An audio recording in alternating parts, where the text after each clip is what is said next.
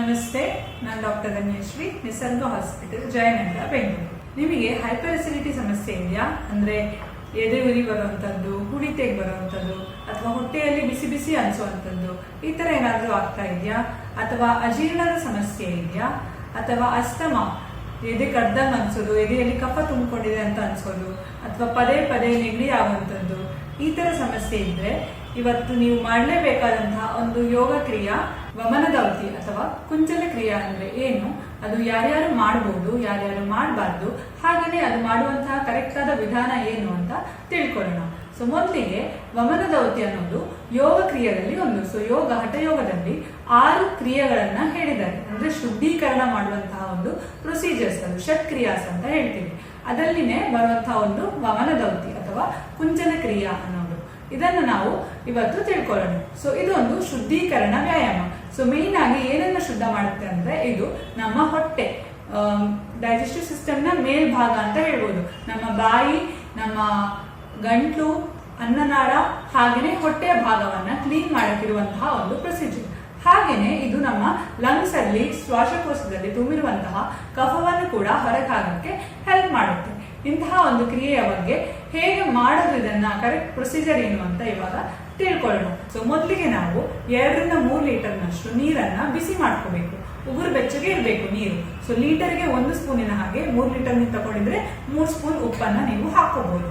So ಈ ತರ ಬಿಸಿನೀರನ್ನ prepare ಮಾಡ್ಕೊಳ್ಳಿ. ನಂತರ ನಾವು ಸ್ಕ್ವಾಟಿಂಗ್ ಪೊಸಿಷನ್ ಅಲ್ಲಿ ಕೂತ್ಕೊಂಡು ಈ ನೀರನ್ನ ಕಂಟಿನ್ಯೂಸ್ ಆಗಿ ಕುಡಿಯುವಂತದ್ದು. ಸೊ ಈ ಕಂಟಿನ್ಯೂಸ್ ಕುಡಿಯೋದಂಥದ್ದು ತುಂಬಾ ಮುಖ್ಯ. ಬಿಟ್ಟು ಬಿಟ್ಟು ಕುಡಿಬಾರ್ದು. ಆದಷ್ಟು ಸಾಧ್ಯವಾದಷ್ಟು ನಾವು ಕಂಟಿನ್ಯೂಸ್ ಆಗಿ ಬೆನ್ನಾಗಿ ನೀರನ್ನ ಕಂಟಿನ್ಯೂಸ್ ಆಗಿ ಕುಡಿಬೇಕು. ಎಷ್ಟು ಕುಡಿಬೇಕು ಅಂದ್ರೆ ನಮ್ಮ ಹೊಟ್ಟೆ ಫುಲ್ ಆಗ್ಬಿಟ್ಟು ಗಂಟು ತನಕ ನೀರು ಅನ್ಸ್ಬೇಕು ನಿಮ್ಗೆ. ಅಂದ್ರೆ ಇನ್ ಮುಂದೆ ಇನ್ನೊಂದು ಎಕ್ಸ್ಟ್ರಾ ಗ್ಲಾಸ್ ಕುಡಿಯಕ್ ಆಗಲ್ಲ ಅನ್ನೋವಷ್ಟು ನೀರನ್ನ ನೀವು ಕುಡಿಯಬೇಕು.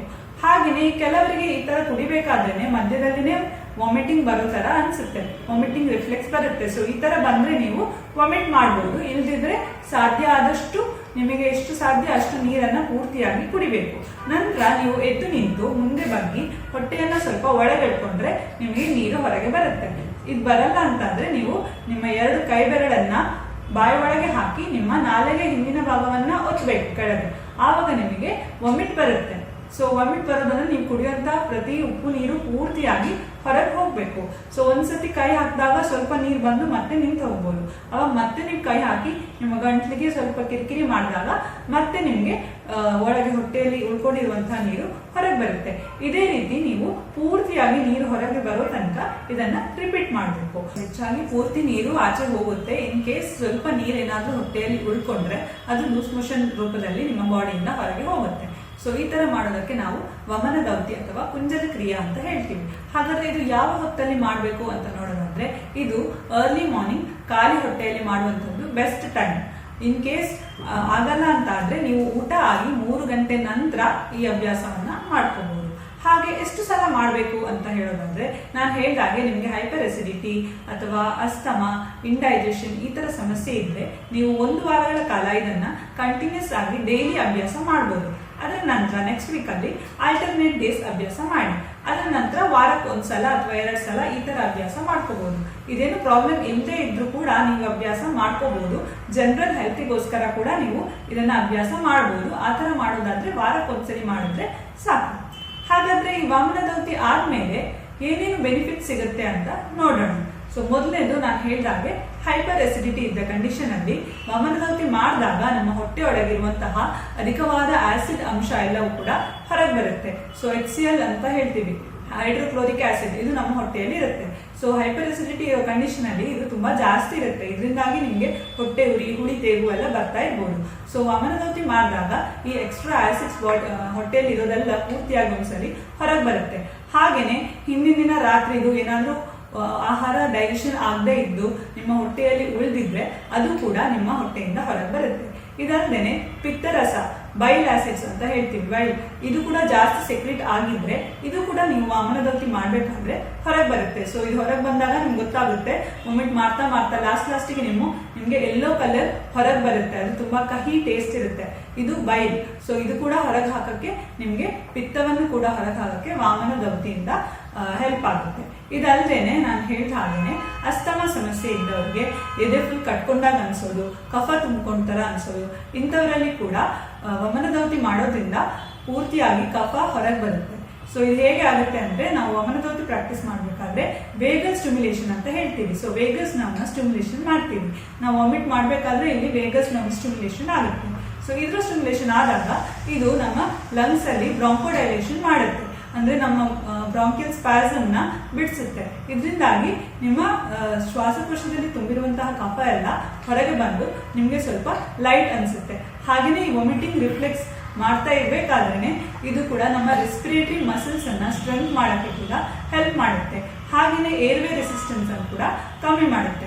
ಇದರಿಂದಾಗಿ ಫ್ರೀಕ್ವೆಂಟ್ ಆಗಿ ಅಲರ್ಜಿಕ್ ರೈನೈಟಿಸ್ ಅಂದ್ರೆ ಪದೇ ಪದೇ ಶೀತ, ಕೆಮ್ಮು, ನೆಗಡಿ ಈ ತರ ಆಗ್ತಿರೋರಿಗೆ ಕೂಡ ಹೆಲ್ಪ್ ಆಗುತ್ತೆ. ಪೂರ್ತಿಯಾಗಿ ಕಫವನ್ನ ಹೊರಗೆ ಹಾಕೋದ್ರಿಂದ ನಿಮ್ಗೆ ಎದೆ ಸ್ವಲ್ಪ ಹಗುರ ಆದ ತರನು ಅನಿಸುತ್ತೆ. ಹಾಗೇನೆ ಮೈಗ್ರೇನ್ ಸಮಸ್ಯೆ ಇದ್ದವರಲ್ಲಿ ಕೂಡ ಈ ತರ ವಮನದೌತಿ ಅಭ್ಯಾಸ ರೆಗ್ಯುಲರ್ ಆಗಿ ಮಾಡೋದ್ರಿಂದ ನಿಮ್ಮ ಹೆಡ್ಡೇಕ್ ಕೂಡ ಕಮ್ಮಿ ಆಗುತ್ತೆ. ನಾನು ಹಿಂದೆ ಮೈಗ್ರೇನ್ ವಿಡಿಯೋದಲ್ಲಿ ಕೂಡ ಇದರ ಬಗ್ಗೆ ತಿಳಿಸಿದ್ದೆ. ಹೆಡ್ಡೇಕ್ಗೂ ಕೂಡ ನಮ್ಮ ಹೊಟ್ಟೆ ಕೂಡ ಕನೆಕ್ಷನ್ ಇದೆ ಅಂತ. ಹಾಗೇನೆ ಈ ವಮನದೌತಿ ಪ್ರಾಕ್ಟೀಸ್ ಮಾಡಬೇಕಾದ್ರೆ ಹೆಚ್ಚಿನವರಲ್ಲಿ ವಾಮಿಟ್ ಮಾಡಿದ ನಂತರ ಹೆಡ್ಡೇಕ್ ರಿಲೀವ್ ಆಗೋದು ಕಂಡು ಬಂದಿದೆ. ಸೊ ಅಂತವ್ರು ಕೂಡ ಇದನ್ನ ರೆಗ್ಯುಲರ್ ಆಗಿ ಪ್ರಾಕ್ಟೀಸ್ ಮಾಡಬಹುದು. ಹಾಗಾದ್ರೆ ಈ ವಮನದೌತಿಯನ್ನು ಯಾರ್ಯಾರು ಪ್ರಾಕ್ಟೀಸ್ ಮಾಡಬಾರ್ದು ಅಂತ ತಿಳ್ಕೊಳ್ಳೋಣ.